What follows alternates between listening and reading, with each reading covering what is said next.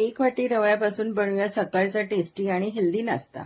तर एक वाटी रवा घेतलाय, तेवढेच एक वाटी भिजवलेले तांदूळ आणि अर्धा कप दही घेतलंय। मीठ आणि साखर घालायचं आणि हे मिक्सरमध्ये फिरवून घ्यायचं। याचं मस्त असं स्मूथ बॅटर बनवायचं। नंतर त्यात घालायची हिरवी मिरची आणि आलं घालायचं किसून आणि हे परत एकदा आपण मिक्स करून घ्यायचं, म्हणजे मिरची आलं बॅटरमध्ये व्यवस्थित मिक्स होईल।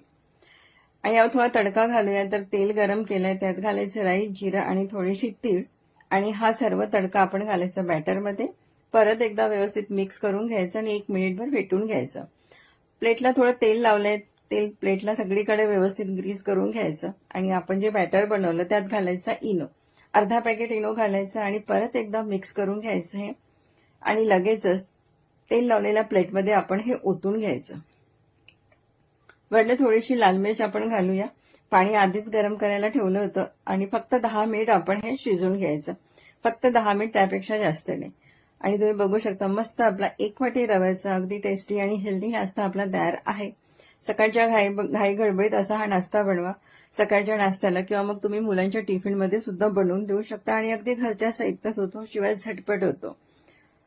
तर तुम्ही सुद्धा ही रेसिपी नक्की एकदा ट्राय करा। आवडलीच तर लाईक करा आणि शेअर करा।